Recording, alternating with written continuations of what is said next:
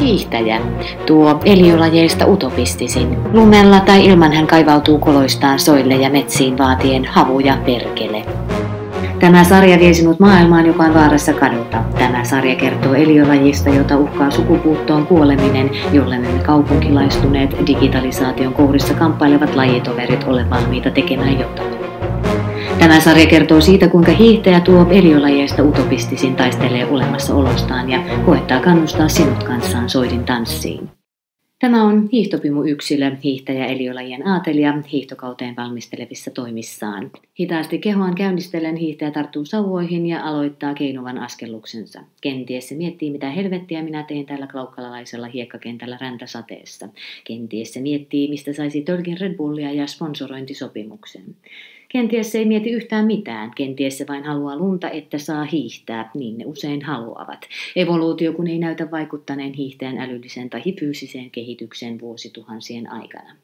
Lajityypille ominaista on hiihtää räkäposkella ja syödä keltaista lunta. Hiihtäjä liikkuu joko vapaasti tai perinteisesti. Sen liike on liukuvaa luistelua, muistuttavaa etenemistä ja ahdistuneen oloista lykintää. Rajoitetuissa elinpiireissä havaitut väkisin hiihtäjä ja perässä hiihtäjäkannat ovat erityisen ahdistunut hiihtäjälajike ja ne purkavat kovaäänisesti kouluaikaisia patoumiaan yleensä soitten laitamilla. Ulkokuoreltaan hiihtäjä on näyttävä ilmestys ja se onkin innoittanut niin lajibongareita kuin toppatakkimiehiä metsiin lehmänkellojen kalkkeeseen seuraamaan lajin liikkeitä sekä tekemään siitä havaintoja. Erityisesti karpaasit ovat poikkeuksellisen äänettömiä eliöitä ja niiden ääntely rajoittuu katkeilevaan nasaalikurnutukseen sekä napakkaan varoitusääneen prkkele. Kuitenkin naarashiihtäjät saattavat olla hieman äänekkäämpiä ja niiden varoitusääniä ovat kimeä iik ja apua multa irtos suksi. Ja kutsuääniä hieman sammaltava mennään likat jo afterskiihin sekä kova ääninen maiskutus tuolla on skumppaa. Pienet sammakot, ne lystikkäitä on. Samaa ei voida sanoa hiihtäjistä. Sen sijaan sanotaan, että hiihto on homojen hommaa. Uusimmat lajitutkimukset kuitenkin osoittavat, että hiihtäjä esiintyy kaikissa seksuaalimuodoissa, joskin seksuaalista valintaa harjoitetaan lajityypillisesti paljon.